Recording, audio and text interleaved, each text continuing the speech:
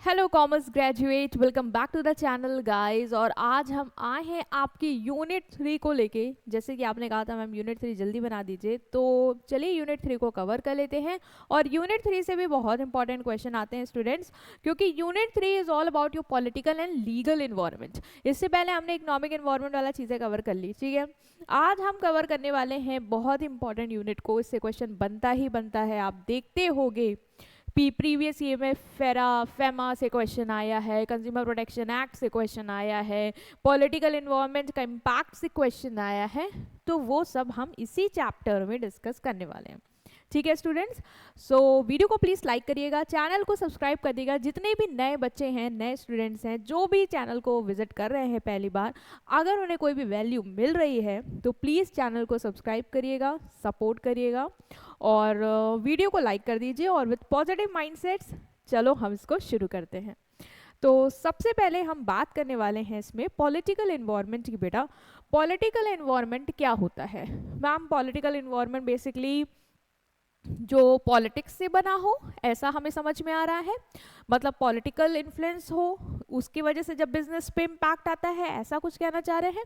तो हाँ, मतलब कि बेटा जो गवर्नमेंट है, पॉलिटिकल पार्टीज है, लॉ है, पॉलिटिकल स्टेबिलिटी है, पॉलिटिकल सिचुएशन, बेसिकली कंट्री में पॉलिटिकल सिचुएशन कैसी है, ये वर्ड एक अच्छा है यहाँ पे कि पॉलिटिकल सिचुएशन कैसी है।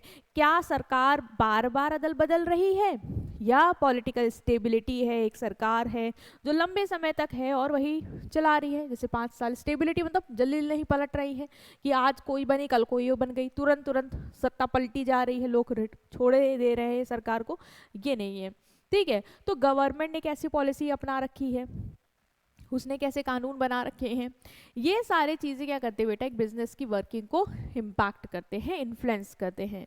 क्यों मैम, कैसे इन्फ्लुएंस करेंगे, क्या इनका वो रहेगा? तो आप ये देखो कि गवर्नमेंट बेटा, मान लो अगर स्टेबिलिटी नहीं है, ठीक है, सरकार बदल रही है, तो ये होगा ना कि जैसे कोई नई सरकार आएगी वो अपने नए नए कानून ले आएगी, क्योंकि हर सरकार के अपना अलग, मतलब अपनी अलग विचारधारा होती है कि हमें ऐसे करना है। जैसे जैसे मोदी सरकार ने जीएसटी का जो भी किया, कोई और होगा कहेगा नहीं, हम तो या तो हटा ही देंगे इसको, या तो हम अपने तरीके से चलाएंगे। तो फिर बिजनेस के लिए बेटा इंस्टेबिलिटी ये है कि बिजनेस को तो बार बार बदले हुए कानून फॉलो करने पड़ जाएंगे। जो पॉलिटिकल पार्टी आई वो अपनी चीज़ें लेके आई, वो बिजनेस पे अपनी चीज़ें थोप रही है, बिजनेस को फिर अपनी वर्किंग उस हिसाब से करनी पड़ रही है। जैसे वो चली गई, दूसरी आ गई, फिर उसको उसके हिसाब से करनी पड़ रही है। थोड़ा एक मेंटेनेंस रहेगा कि हाँ 5 साल बाद बदलेगी तो हम अपने लिए रेडी रहेंगे, but with in 1 year fluctuate हो रही है, तो बिजनेस को संभलने में फिर समय लगेगा। वो पहले वाली इंप्लीमेंट कर नहीं पाएगी, पहली कैंसिल होकर अब उसको दूसरे पे जाना पड़ेगा, तो वो यही करता रह जाएगा। तो सरकार की स्टेबिलिटी, गवर्नमेंट की जो डिसीजंस हैं, ये सब गवर्नमेंट की बेसिकली जो पॉलिसी है, टैक्सेशन रूल्स हैं, जो चेंजेस वो ला रही है, जो ट्रेड की पॉलिसी बना रही है, और रूलिंग गवर्नमेंट स्टेबल है या नहीं, ये सारी चीज़ें क्या करती है बेटा, बिजनेस के डिसीजन को, उसकी अपॉर्चुनिटी को, उसकी ग्रोथ को अफेक्ट करती हैं। अगर कोई सरकार आती है, वो ऐसी ट्रेड पॉलिसी लाती है जिससे बिजनेस को अपॉर्चुनिटी मिलेगी, तो बिजनेस के डिसीजन में इम्पैक्ट आएगा। अगर कोई ऐसी सरकार आती है जो ऐसे टैक्सेशन लाती है जिससे बिजनेस को, मतलब हो सकता है नुकसान भी हो, जीएसटी बहुत ज़्यादा हाई कर दिए, तो बिजनेस को इम्पैक्ट आएगा कि नहीं आएगा? ऑफ कोर्स आएगा मैम। तो ये सारी चीज़ें आपका मिलके क्या बनाती है बेटा, पॉलिटिकल इन्वायरमेंट बनाती है। तो पॉलिटिकल इन्वायरमेंट बेसिकली याद रखना कि how government and politics affect business decision, opportunity and growth is called political environment. Simple word में कि गवर्नमेंट और पॉलिटिक्स कैसे बिजनेस के डिसीजन, उसकी अपॉर्चुनिटी और ग्रोथ को इफेक्ट करती है।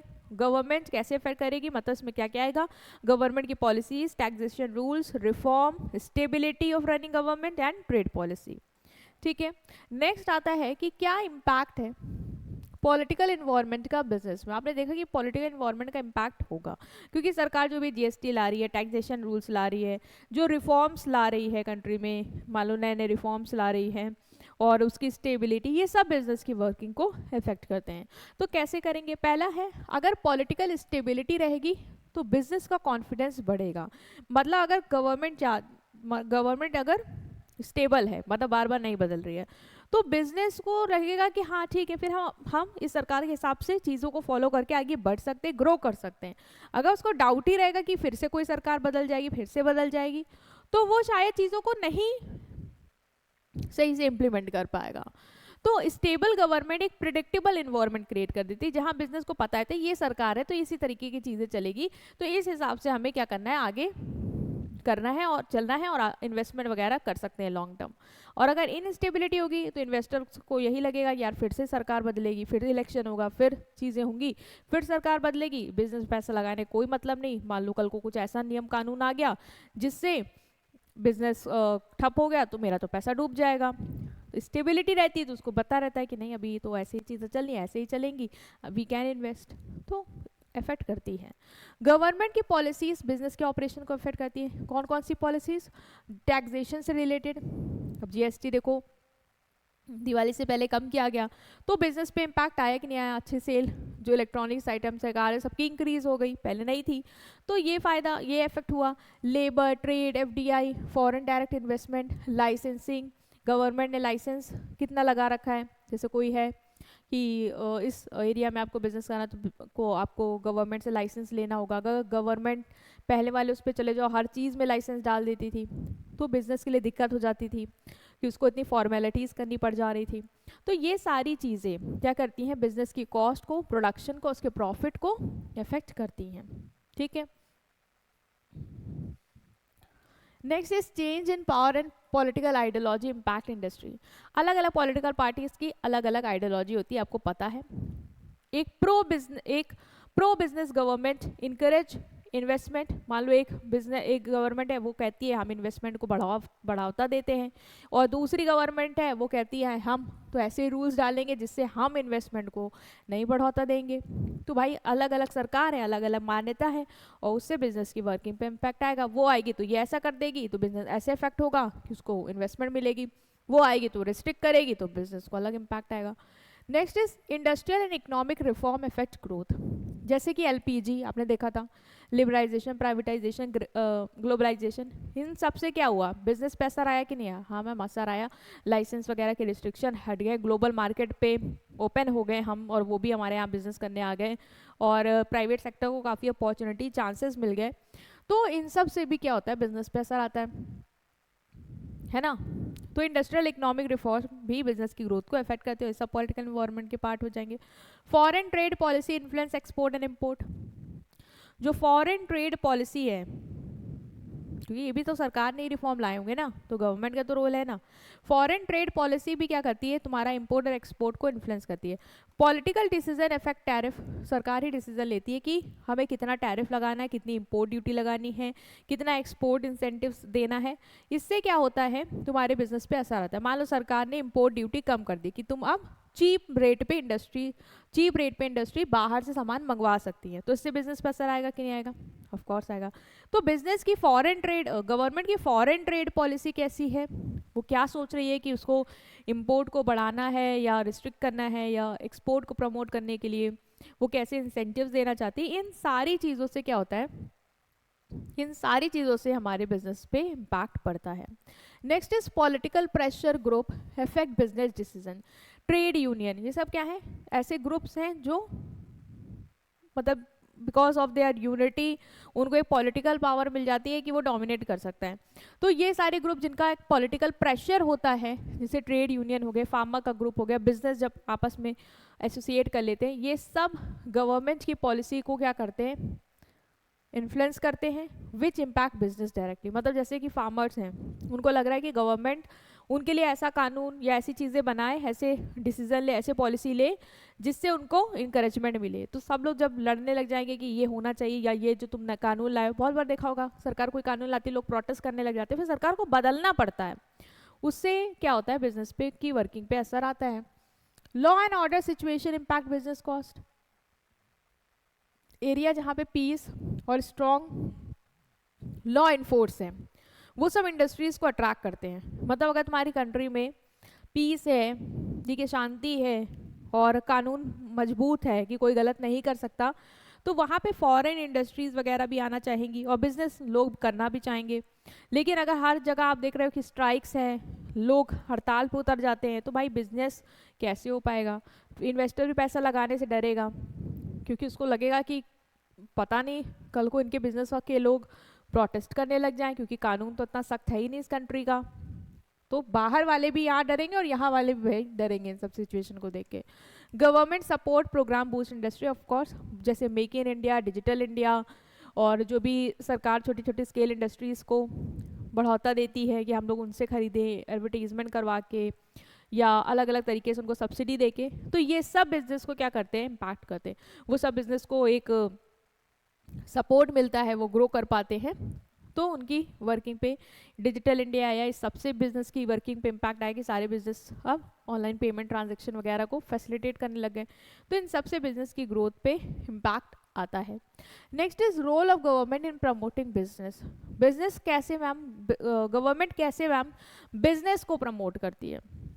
अब आप बताओ, सरकार क्या बिजनेस को प्रमोट नहीं करेगी।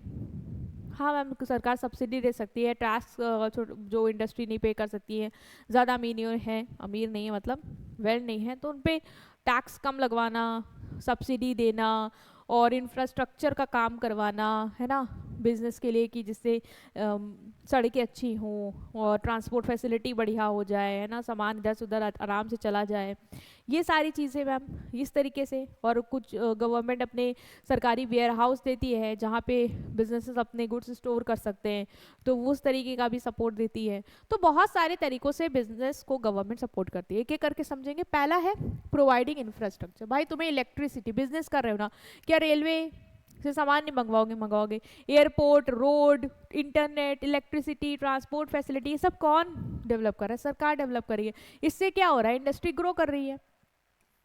Financial support and subsidy, government loan देती है लोअर इंटरेस्ट पे, ठीक है, टैक्स बेनिफिट देती है तुम्हें, टैक्स बेनिफिट की तुम कम टैक्स पे कर सकते हो, छूट मिल जाएगी, सब्सिडी तुम्हें देती है जिससे तुम छोटी मोटी स्केल इंडस्ट्री है या कोई नई इंडस्ट्री है, वो उसको ये लगे कि हाँ हमें टैक्स बेनिफिट मिल रहा है, हमें सब्सिडी मिल रही है, सरकार की तरफ से छूट है, तो चलो हम बिजनेस पे पैसा लगा देते हैं, ठीक है। जैसे मुद्रा लोन स्कीम आपने सुनी होगी, स्टार्टअप इंडिया बेनिफिट्स, कि जो नए स्टार्टअप्स हैं उनसे मान लो इस लिमिट तक ट्रांजैक्शन तक बोल देते हैं कि इतना टर्नओवर होगा तो हम टैक्स नहीं लेंगे, इतनी छूट है, इवन गवर्नमेंट आपको सब्सिडी भी देगी। तो उससे क्या होता है, लोगों को फाइनेंशियल सपोर्ट मिलता है बिजनेस को और वो ग्रो कर पाते हैं। इनकरेज एक्सपोर्ट, गवर्नमेंट आपको सपोर्ट करती है बिजनेस को कि वो ज़्यादा से ज़्यादा सामान को क्या करे, अपने यहाँ तो रखे लेकिन ज़्यादा से ज़्यादा एक्सपोर्ट भी करे, ठीक है।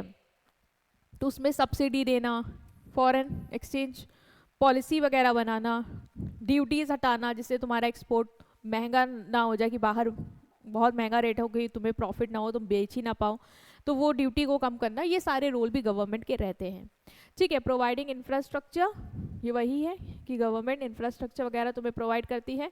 ये वाला पेज प्लीज़ काट देना, ये इररेलेवेंट है आपके लिए, ठीक है। इनकरेजिंग फॉरेन इन्वेस्टमेंट, एफडीआई देख लिया हमने।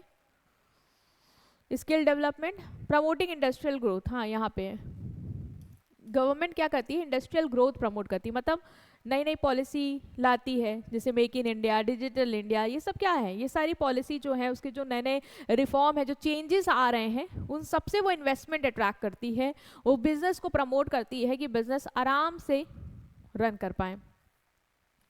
Skill development and employment, government बहुत सारे ऐसे कोर्सेज लॉन्च करती है जहाँ पे आप जाके कुछ स्किल्स डेवलप कर सकते हो जो आपको आगे अपने बिजनेस को रन करने में हेल्प करेगी। इवन एम्प्लॉयमेंट प्रोग्राम जहाँ से आप लोगों को हायर कर सकते हो। Encourage foreign investment, government allow करती है कि आप एफडीआई, बहुत सारे सेक्टर में एफडीआई को अलाउ करती है, मतलब फॉरेन कंट्रीज यहाँ पे आके इन्वेस्ट कर सकते हैं, जिससे क्या होगा, हमारे यहाँ नई नई टेक्नोलॉजी आएगी, कैपिटल, जॉब्स, ठीक है। 100% FDI allowed in e commerce, logistic, auto parts में 100% एफडीआई है, फॉरेन डायरेक्ट इन्वेस्टमेंट है। आप भी फॉरेन कंट्री से अपने यहाँ इन्वेस्टमेंट करवा, मतलब अपने बिजनेस में इन्वेस्टमेंट ले सकते हैं। Even foreign direct investment basically ये भी है कि बाहर वाली कंट्री भी इतना ओपन हो गया है गवर्नमेंट के थ्रू अब सारी चीज़ें कि हिचकिचाती नहीं हमारे यहाँ बिजनेस करने में, वो भी हमारे यहाँ बिजनेस करना चाहती हैं, इन्वेस्ट करना चाहती हैं और रन करना चाहती हैं। तो उससे क्या होगा, लोगों को जॉब मिलेगी, है ना, वो आएंगी तो जॉब आएगी, ऑफ कोर्स टेक्नोलॉजी अपनी नई लेके आएंगी, तो ये सेक्टर ग्रो भी कर पाएगा। तो फॉरेन डायरेक्ट इन्वेस्टमेंट अलाउ करती है। और ई कॉमर्स लॉजिस्टिक सेक्टर में तो 100% FDI अलाउ है, फॉरेन इन्वेस्टमेंट अलाउ है, ठीक है, आप कर सकते हैं। Next is meaning of legal environment. इसके बाद हमें समझना है कि लीगल एनवायरनमेंट क्या होता है, क्योंकि हमने पॉलिटिकल एनवायरनमेंट समझा कि political environment basically government oriented है, कि गवर्नमेंट की पॉलिसीज, गवर्नमेंट के रिफॉर्म, गवर्नमेंट की स्टेबिलिटी, गवर्नमेंट के रूल्स, टैक्सेशन, सब्सिडी, ये सब कैसे बिजनेस की वर्किंग को इम्पैक्ट करते हैं। नेक्स्ट आ रहा है हमारा लीगल एनवायरनमेंट क्या होता है। तो लीगल एनवायरनमेंट बेसिकली लीगल मतलब लॉ ओरिएंटेड, जो भी कानून है, ठीक है, लॉ है, रेगुलेशंस हैं, रूल्स हैं, कोर्ट के जजमेंट हैं और एक्ट जो बिजनेस को इम्पैक्ट करते हैं। जैसे आप कंपनी बना रहे हो तो कंपनी एक्ट लगता है आप पे, तो कंपनी एक्ट के जितने भी चीज़ें हैं वो सब आप पे लागू होंगी, कंपनी एक्ट, फिर कंपनी लॉ से रेगुलेटर्स के रूल्स रेगुलेशन आपको फॉलो करने होंगे, ठीक है, कोर्ट के जजमेंट जो भी हैं, ये सारी चीज़ें क्या हैं, मिलके आपका लॉ बनाते हैं, है ना। तो legal environment refers to all the laws, जितने भी लॉ हैं, रेगुलेशन हैं, रूल्स हैं, कोर्ट्स हैं, जजमेंट है, जो बिजनेस को इम्पैक्ट करते हैं, बिजनेस पे असर डालते हैं और बिजनेस को उनको फॉलो करना है, ऑपरेट करने। जैसे बिजनेस है तो उसको लेबर लॉ फॉलो करना होगा, जो भी गवर्नमेंट ने बनाया है लेबर लॉ वो आपको फॉलो करना होगा।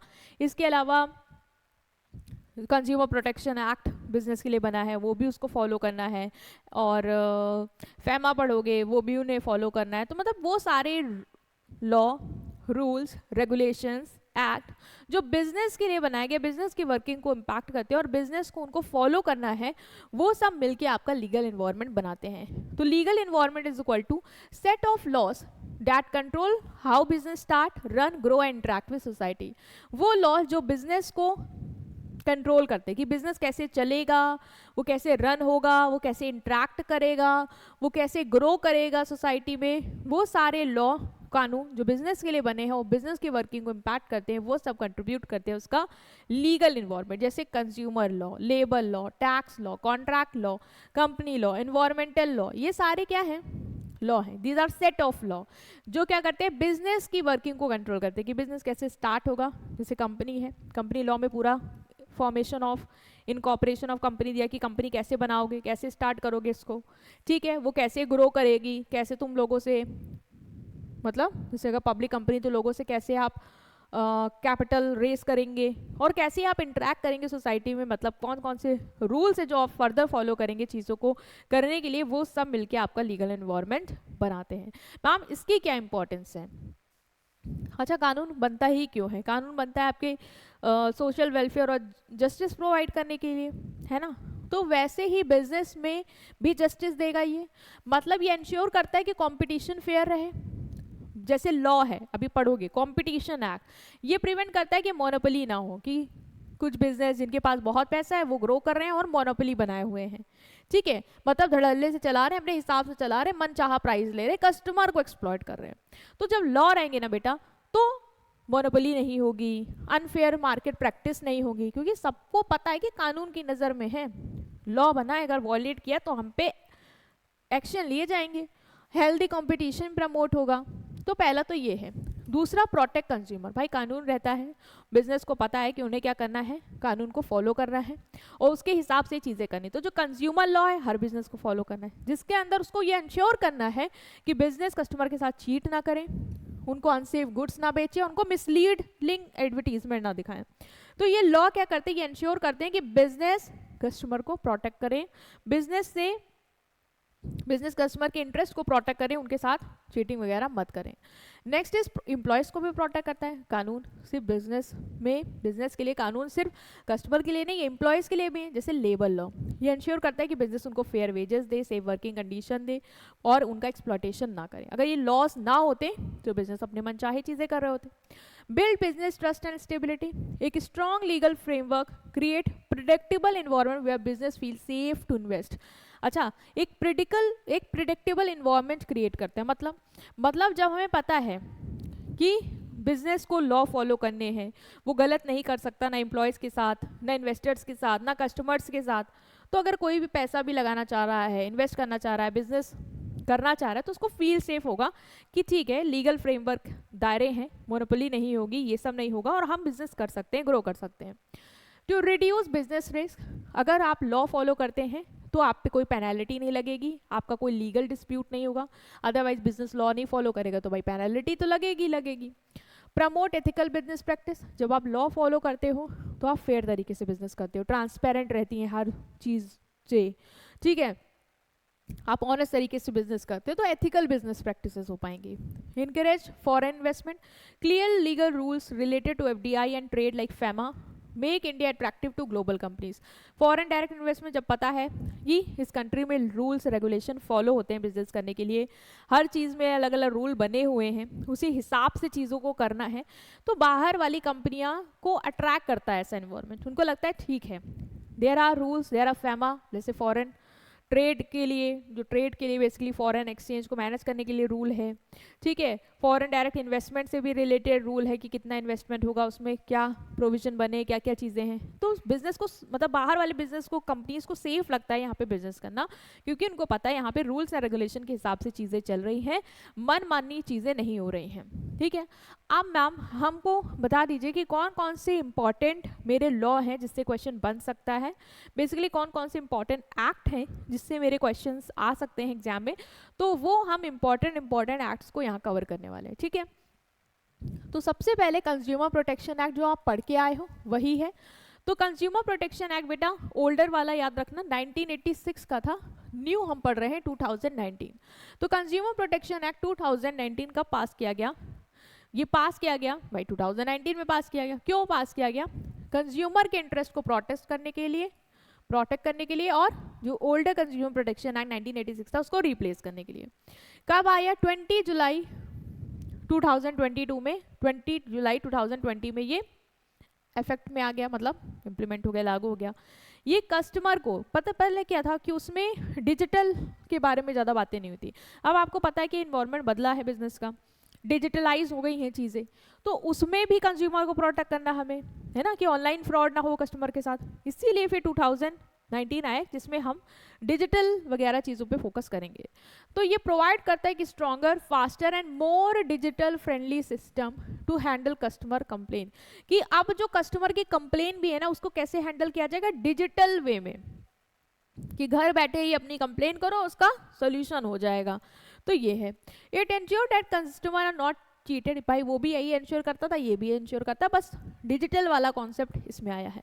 ये इंश्योर करता है कि कस्टमर को कोई भी अनफेयर ट्रेड प्रैक्टिस से चीट ना किया जाए, कि बिजनेस कोई गलत चीज़ें कर रही हैं, है ना, अनफेयर चीज़ें कर रही हैं, कस्टमर को मिलावटी गुड्स दे रही हैं, ब्लैक मार्केटिंग कर रही हैं, ये सब ना हो।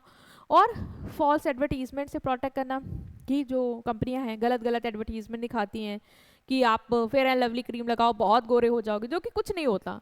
तो ये सारी चीज़ें ना हो, है ना, इससे प्रोटेक्ट करने के लिए जो कंज्यूमर प्रोटेक्शन एक्ट है वो हमारे लिए है। बहुत सारे ऑब्जेक्टिव हैं, क्या है? To protect customer right, customer के राइट को प्रोटेक्ट करना। ये एक्ट इंश्योर करता है कि customer get good quality product and service at fair price and are not exploited by seller और कंपनी। कस्टमर का राइट क्या है बेटा?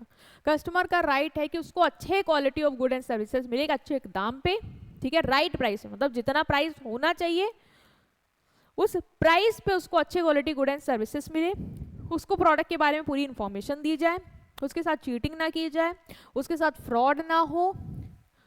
तो ये सारी चीज़ों से क्या करता है ये एक्ट? कस्टमर को प्रोटेक्ट करता है। To establish a fast complaint redressal mechanism, ये आपको 3 टायर्स सिस्टम पढ़ा ही होगा, देता है। कंज्यूमर कोर्ट जो होते हैं वो डिस्ट्रिक्ट लेवल पे, स्टेट लेवल पे, नेशनल लेवल पे, मतलब आप अपने डिस्ट्रिक्ट पे मैटर लेके जाओ, तुरंत सुलझाओ, नहीं होता है आपको लगता है यार डिसीजन सही नहीं था तो स्टेट पे ले जाओ, वहाँ सुलझाओ, वहाँ पे भी नहीं लगता है तो नेशनल पे ले जाओ। मतलब इतना बड़ा सिस्टम तुम्हारे पास है कि तुम अपने लोकल लेवल पे ही सॉल्व करवा सकते हो जल्दी, तो जल्दी तुम्हारी कंप्लेन हैंडल हो जाएगी, सॉल्व हो जाएगी। Next is to prevent unfair trade practice, of course misleading ad, fake claim, overcharging customer, low quality products, ये सब ना हो, इससे प्रोटेक्ट करता है। अनफेयर ट्रेड प्रैक्टिस को प्रिवेंट करता है कि मत हो, ठीक है। इसके अलावा कंज्यूमर को अवेयर कराना, वो बिजनेस को बोल देता है कि आपको कस्टमर को अवेयर कराना है, ठीक है, कस्टमर का ये राइट है, आप उसको बताइए प्रोडक्ट के बारे में, पूरी डिटेल दीजिए।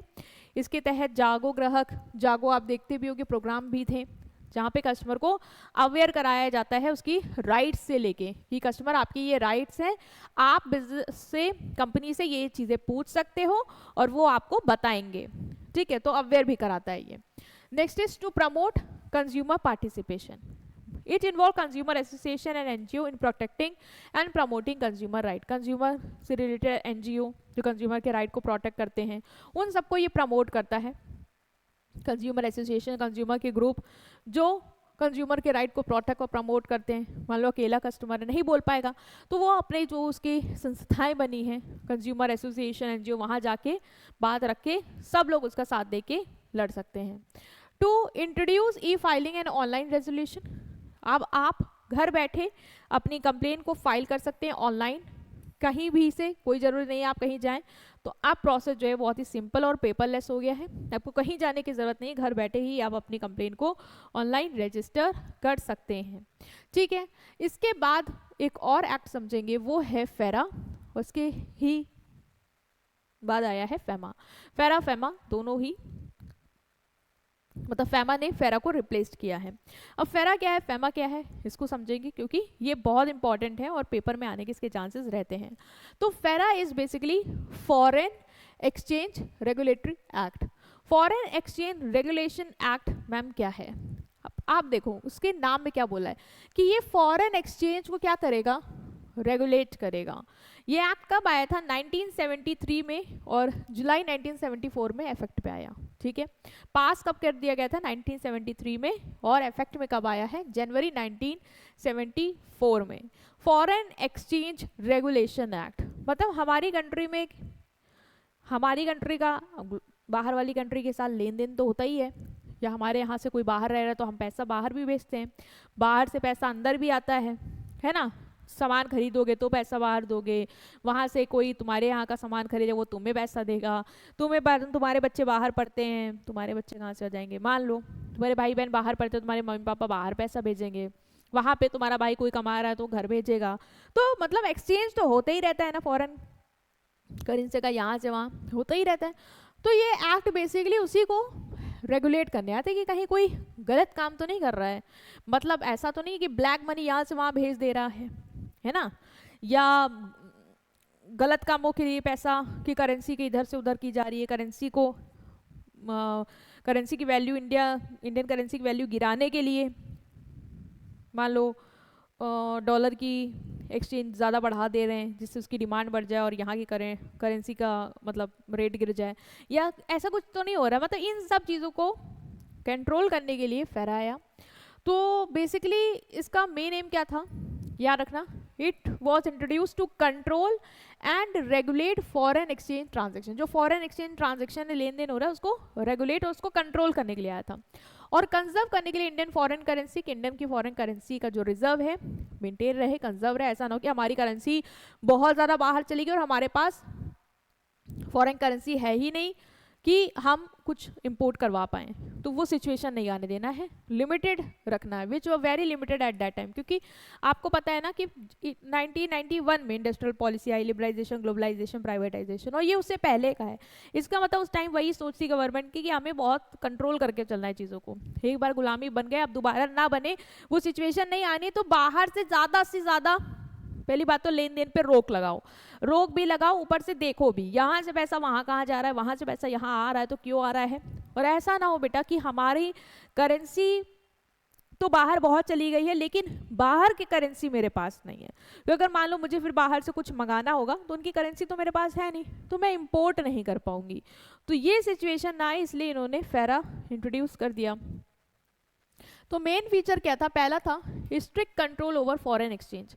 हर ट्रांजैक्शन जो भी फॉरेन करेंसी में हो रहा था उसके लिए आरबीआई से पहले परमिशन लेनी पड़ती थी। इसमें हो क्या रहा था कि जैसे अगर कोई भी ट्रांजैक्शन, कोई भी हर ट्रांजैक्शन जो फॉरेन एक्सचेंज में इन्वॉल्व था, मतलब फॉरेन करेंसी का कोई भी, जैसे अपनी कंट्री में अपने पैसे का हो रहा है तो नहीं, फॉरेन एक्सचेंज हो रहा है, ठीक है, इंडिया का रुपी का डॉलर में ऐसा एक्सचेंज हो रहा है, बाहर भेज रहे हो तुम अंदर आ रहे हो, तो उसके लिए आपको परमिशन चाहिए होगी। आरबीआई से, अगर आपको वो ट्रांजेक्शन करना आप परमिशन लीजिए।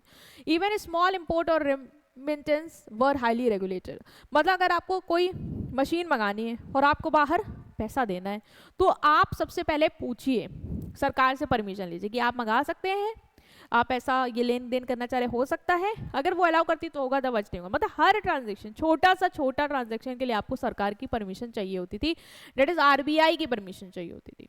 रिस्ट्रिक्शन ऑन फॉरेन कंपनीज पे रिस्ट्रिक्शन लगा दिया गया, मतलब foreign companies could hold only 40% ownership in Indian firm.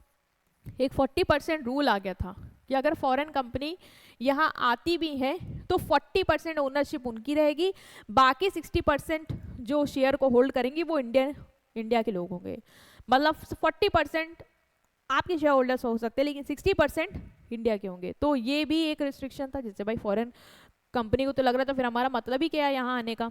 Next is criminal law in nature, अगर कोई भी वॉल्यूशन होता था फेरा का तो उसको क्रिमिनल ऑफेंस माना जाता था। मतलब अगर फेरा ने बोल रखा हर ट्रांजैक्शन के लिए आरबीआई से परमिशन चाहिए और आप नहीं लेते हो और भी ट्रांजैक्शन कर देते हो, फॉरेन एक्सचेंज ट्रांजैक्शन हो जाता है तो आपको पनिश किया जाएगा। पनिश में कोई फाइन वाइन नहीं लगेगा, पनिश में डायरेक्ट आपको जेल भेजा जाएगा, जेल दर्शन हो जाएंगे आपके। RBI as a controlling authority, इसको कंट्रोल कौन कर रहा था, किसके हाथ में था, वो था आरबीआई को दिया गया था। Reserve bank of India implemented and monitor all rule under this act, जितने भी रूल्स बनाए, कानून बनाए, उसको लागू और उसको देखना कि पालन हो रहा है, ये सारा काम आरबीआई कर रहा था। Applicable to Indian citizen abroad, even आप बाहर चले जाओ, आपको लगे नहीं भाई यहाँ तो बड़ा झंझट है, मैं बाहर चले जाता हूँ, बाहर ही बिजनेस कर लेता हूँ, तो ये मत सोचना वहां बच जाओगे। फेरा ने कहा तुम वहां पे भी नहीं बचोगे, वहां पे भी हम तुम पे अप्लाई होंगे, वहां पे भी तुम कोई ट्रांजेक्शन कर रहे हो उसके लिए भी तुम हमारे यहाँ से परमिशन लो, हो तुम हमारे बंदे।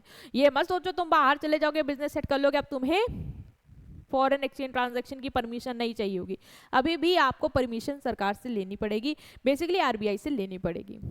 मैम प्रॉब्लम क्या थी, प्रॉब्लम थी इतना रिजिड। अब सोचो आज का बिजनेस है मॉडर्न, ट्रांजैक्शन होते ही हैं, फ्रीली होते हैं, तुमको तुम्हारा भाई बाहर कमा रहा है वो आराम से भेज सकता है, क्या सर आरबीआई से परमिशन लेना, क्या मैं अपने मम्मी पापा को पैसा भेज सकता हूँ? तुम आज घर बैठे कितनी चीजें फॉरेन कंट्री से ऑर्डर करते हो तुरंत, या सरकार से या आरबीआई से परमिशन लेते हो कि मैं ये ट्रांजैक्शन करूँ कि ना करूँ, होता है, फ्री होता है, अलाउड है। तो पहले नहीं था लेकिन रिजिड था, आउटडेटेड, अनफ्रेंडली, आज के बिजनेस के लिए तो बिल्कुल ही अनफ्रेंडली है, ठीक है। It created fear among foreign investor and discourage international, भाई फॉरेन इन्वेस्टर्स के लिए तो फियर था ही, 40% तो ओनरशिप बोलिए बस आप ले सकते हैं, दूसरा इतने सारे तुम पे रिस्ट्रिक्शन है, तो उनको भी नहीं समझ में आया। मेन इशू ये था कि बहुत सारी परमिशन लेनी पड़ती थी, हर चीज़ की परमिशन, हर ट्रांजैक्शन की परमिशन, अगर गलती हो भी गई तो आपको जेल भेज दिया जाएगा। लिबराइज्ड और ग्लोबलाइज्ड इकोनॉमिकली भाई सुटेबल नहीं, अब जब लिबराइजेशन प्राइवेटाइजेशन आ गया, ओपन आप ट्रेड कर रहे हो तो वहाँ पे हर चीज़ के लिए ट्रांजैक्शन के लिए अगर परमिशन लेते रहेंगे तो बहुत देर हो जाएगी और बहुत जाम हो जाएगा कि कोई बिजनेस यहाँ करना ही नहीं चाहेगा। इसीलिए फेमा आया 1999 में। FEMA stand for foreign exchange management act 1999, इसने फेरा को रिप्लेस किया, मतलब फेरा ने अति कर दी थी, भाई इसको हटा दिया इसने इसको कौन मैम कर रहा था, इसको भी आरबीआई ही एडमिनिस्टर कर रहा था और सेंट्रल गवर्नमेंट कर रही थी। मेन एम क्या था फेमा का, मेन एम तो यही था कि भाई फेरा को हटाओ, फेरा को हटाओ मतलब हम रेगुलेट नहीं करेंगे, हम मैनेज करेंगे फॉरेन एक्सचेंज को, हम ये इंश्योर करेंगे कि फॉरेन एक्सचेंज स्मूथली हो, ठीक है, इंटरनेशनल ट्रेड प्रमोट हो जो उसने रिस्ट्रिक्ट कर दिया था, और पेमेंट फैसिलिटेट करेंगे रैदर देन कंट्रोल और रिस्ट्रिक्ट देम। मतलब अब आपको अगर छोटे मोटे ट्रांजैक्शन की करना होता था, अब आपको आरबीआई की जरूरत नहीं है परमिशन लेने की, आप कर सकते हैं, यू आर फ्रीली। वो ये इंश्योर करता है कि आप आराम से स्मूथली ट्रांजैक्शन कर ले जाओ, आपको कोई रिस्ट्रिक्ट नहीं करेगा, ठीक है, आपको कोई कंट्रोल नहीं करेगा, इवन आपकी मदद की जाएगी, आपको फैसिलिटेट किया जाएगा कि आपका वो चीज़ आराम से हो जाए। तो to facilitate external trade and payment, इसका क्या ऑब्जेक्टिव था, ये फैसिलिटेट करना कि फॉरेन ट्रेड आराम से हो जाए, ठीक है। FEMA was introduce to make foreign trade that is import and export and foreign payment easy, transparent and efficient. FEMA जब आया तो इसने कहा कि मैं मैनेज करने में मदद करूंगा। मैं इंश्योर करूंगा कि जो भी तुम्हारा फॉरेन एक्सचेंज हो रहा है, चाहे तुम यहाँ मंगा रहे हो या तुम वहाँ मंगा रहे हो, जो भी तुम्हारा उसमें एक्सचेंज हो रहा है करेंसी का, वो आराम से हो जाए, ट्रांसपेरेंट रहे। मतलब ऐसा भी ना हो कि तुम चोरी चकारी कर रहे हो, गलत काम कर रहे हो, नहीं, वो भी नहीं होगा। ईजिली तुम कर सकते हो, ट्रांसपेरेंट रहेगा और एफिशिएंट होगा। To promote orderly development of foreign exchange management, FEMA ensure करता है कि इंडिया का जो फॉरेन एक्सचेंज मार्केट है वो आराम से प्रॉपरली फंक्शन करे, मतलब करेंसी की वैल्यू स्टेबल रहे, फॉरेन एक्सचेंज ट्रांजेक्शन आराम से हो जाए और इलीगल डीलिंग ना हो। मतलब ये ऐसा नहीं कि एकदम छूट दे दिया कि तुम इलीगल डीलिंग करो, नहीं, वो नजर रखेगा, नजर रखेगा, लेकिन तुम्हें रिस्ट्रिक्ट नहीं करेगा अगर तुम सही चीजें कर रहे हो। बट अगर अनफेयर कर रहे हो तो वो तुम्हें फिर भाई उसमें तो तुमको वो लेगा लपेटे में। To manage foreign exchange resource efficiently, India की फॉरेन करेंसी, ठीक है, like US dollar is limited. तुम्हें भी पता है हमारे यहाँ फॉरेन करेंसी जैसे कि यूएस का जो डॉलर हमारे यहाँ उतना नहीं है, लिमिटेड है। तो फेमा इंश्योर करता है कि इसको हम प्रोडक्टिव और लीगल पर्पस में ही यूज करें, इसको अननेसेसरी इंपोर्ट में ना भेजें कि हमें लग्जरी कार मंगानी है तो हम इसका अननेसेसरी इंपोर्ट में इतना पैसा फॉरेन करेंसी डॉलर दिए दे रहे हैं, नहीं, इसको आप लिमिटेड है तो ऐसी चीज़ों को इंपोर्ट करने में लगाओ जो तुम्हारे कंट्री की ग्रोथ में मदद करेगा, जो प्रोडक्टिव हो, जो लीगल हो, वहाँ पे ये इंश्योर करता है कि ये चीज़ें ऐसे हो। ये इनकरेज करता है एफडीआई, मतलब फेमा ने फॉरेन कंपनीज के लिए ईजियर कर दिया है, इन्वेस्टर्स के लिए ईजियर कर दिया कि इंडिया में वो अपना पैसा इन्वेस्ट कर सकते हैं, ठीक है, क्योंकि पहले की तरह रिस्ट्रिक्शन नहीं है कि 40% रूल लग रहा हो या आपको हर ट्रांजेक्शन के लिए इनको भी आरबीआई से परमिशन चाहिए, ऐसा नहीं है, नाउ इट्स फ्री।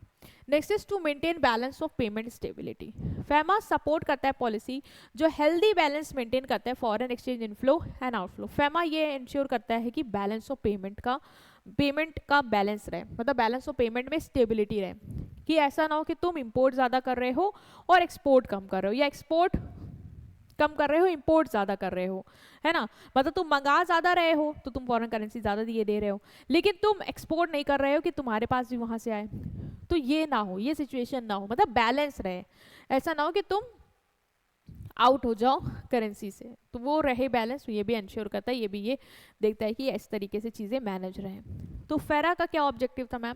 फेरा का ऑब्जेक्टिव था कंट्रोल और रिस्ट्रिक्ट करना, फॉरेन एक्सचेंज के यूज़ को कंट्रोल और रिस्ट्रिक्ट करना, क्योंकि परमिशन लेनी पड़ती थी। ये क्या करता है, ये मैनेज और फैसिलिटेट करता है फॉरेन एक्सचेंज को और प्रमोट को, ट्रेड को प्रमोट करता है।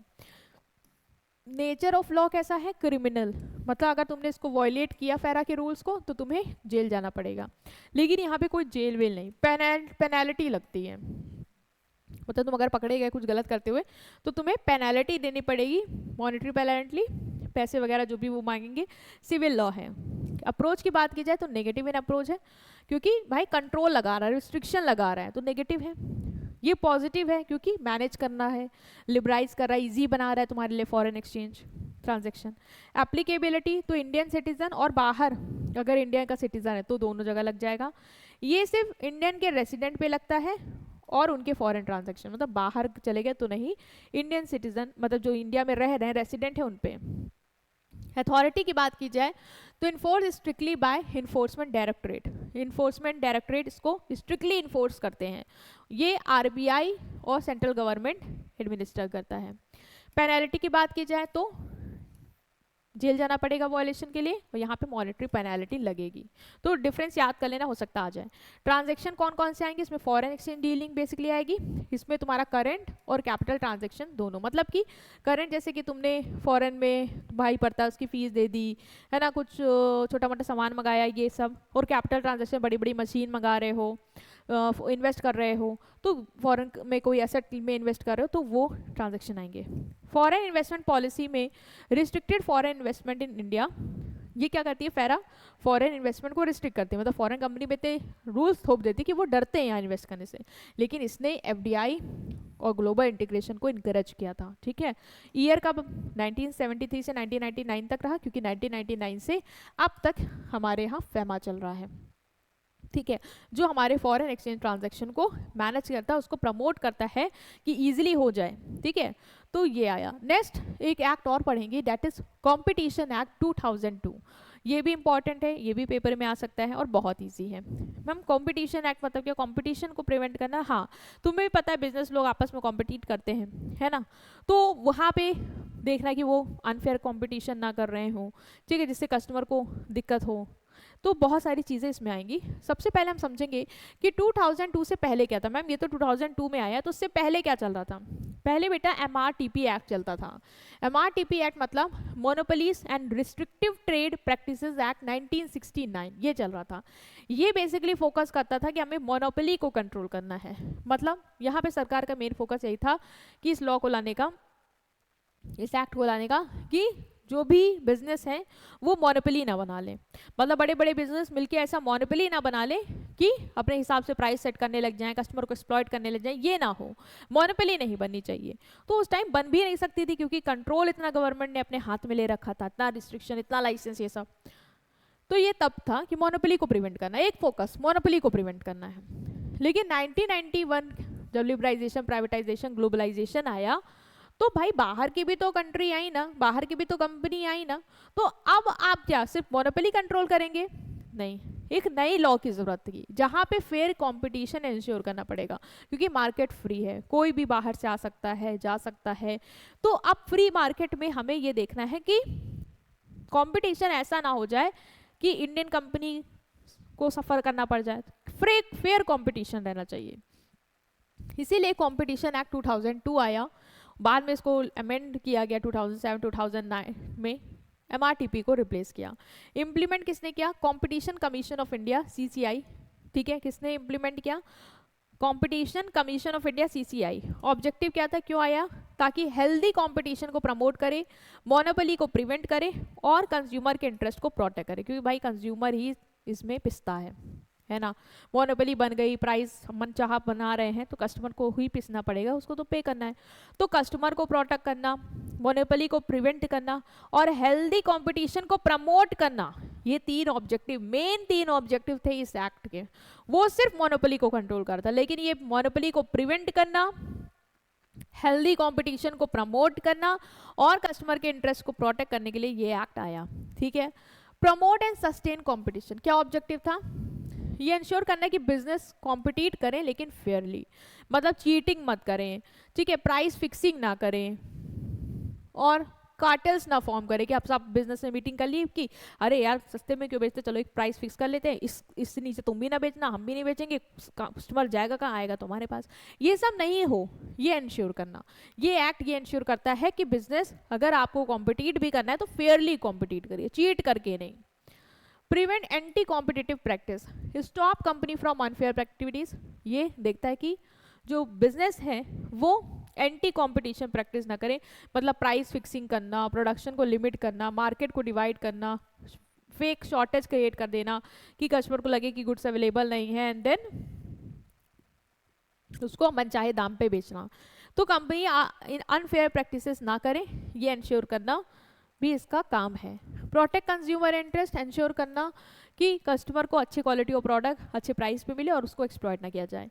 फ्रीडम ऑफ ट्रेड इंश्योर करना, मतलब ये इंश्योर करना कि बिजनेस जो है, स्पेशली जो छोटे मोटे बिजनेस हैं, वो आराम से मार्केट में एंटर करें और मार्केट में काम करें फ्रीली, बिना किसी बिग फर्म के क्रश किए हुए। क्योंकि बहुत दिक्कत होती है कि जो बड़े बड़े फर्म है वो हमेशा कोशिश में रहते हैं कि छोटे मोटे को हम लाइन से हटाएं, ठीक है, और अपना ही रहें अकेले और बेचें, तो वो ना हो, इसको भी इंश्योर करता है। रेगुलेट कॉम्बिनेशन, मर्जर और एक्विजिशन होता ही है, लेकिन CCI चेक करता है कि कहीं ये जो मर्जर हो रहा है, ये जो टेक ओवर हो रहा है, इससे क्या कंपटीशन तो नहीं रिड्यूस हो जाएगा? पता चला इसने मोनोपोली बना ली मर्ज करके, जैसे जी और सोनी ने जब मर्जर अनाउंस किया तो ICI एग्जामिन करा ये इंश्योर करने के लिए कहीं ये फेयर कंपटीशन को मीडिया सेक्टर में ना हार्म करे, कि यही बन जाए, मोनोपोली बना ले और लोग बस यहीं पे जाएं और कुछ उनके पास बचे ना देखने को। तो ये इंश्योर किया इसने, ये इंश्योर करता है, चेक कर लेता है कि जो भी कॉम्बिनेशन मर्जर हो रहा है उससे कहीं कंपटीशन जो मार्केट में चल रहा है उस पर इम्पैक्ट ना आए।